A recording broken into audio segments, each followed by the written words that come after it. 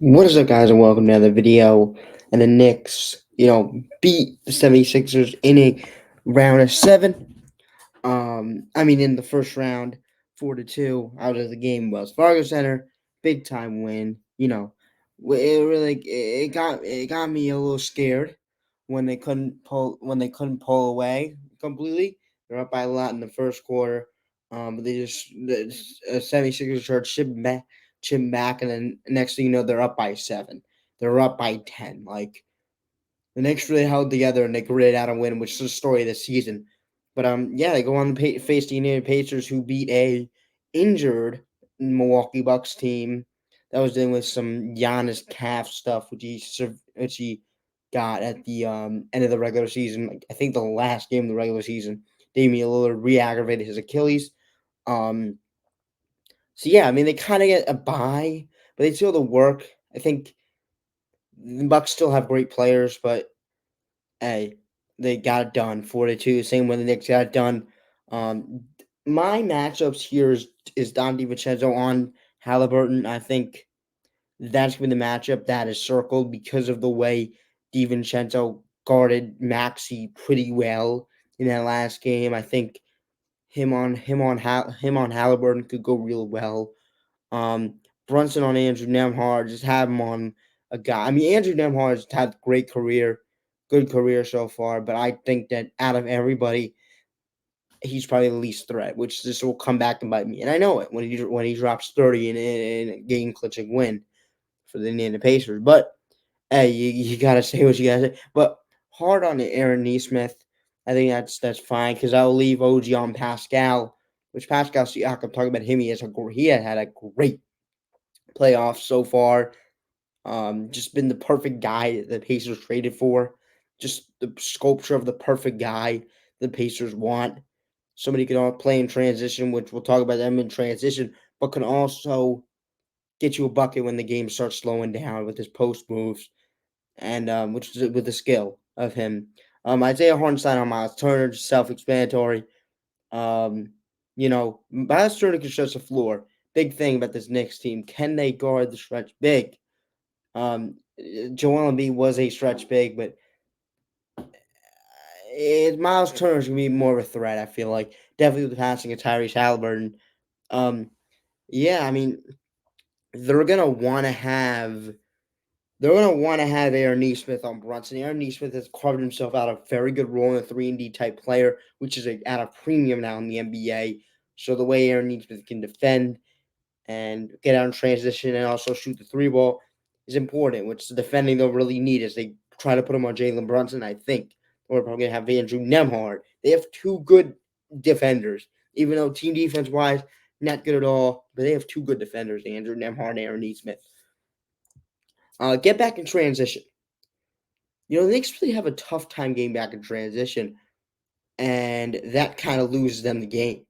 Like, that kind of not lose them the game but that kind of gets the team onto a run.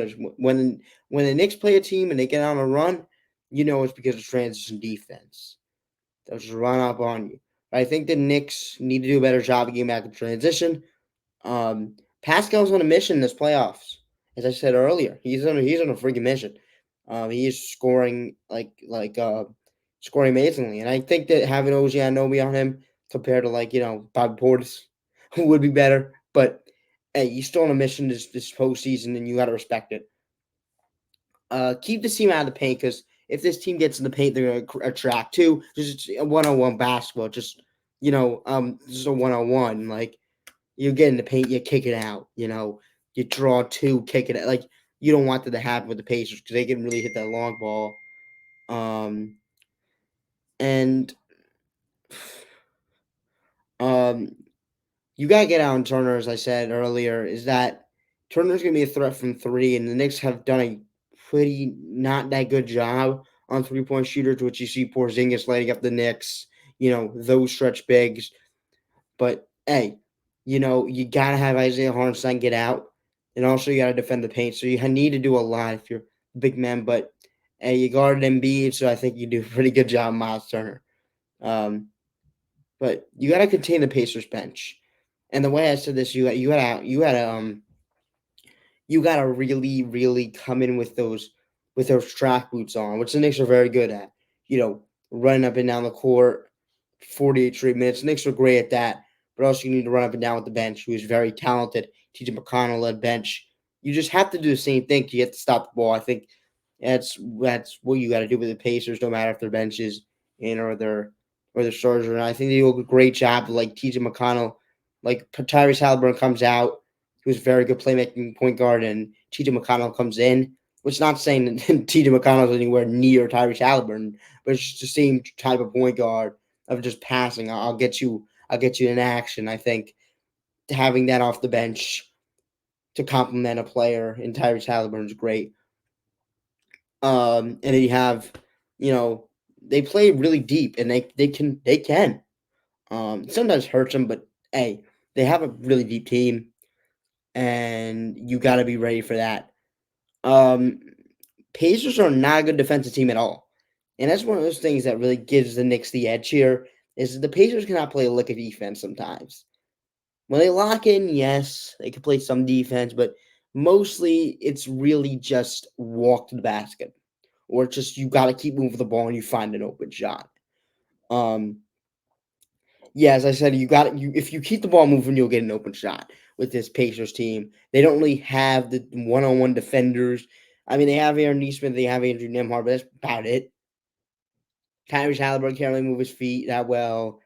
Um, you know, there's as a team, they're just not communicating very well. They never were a team. They're a team that run and gun.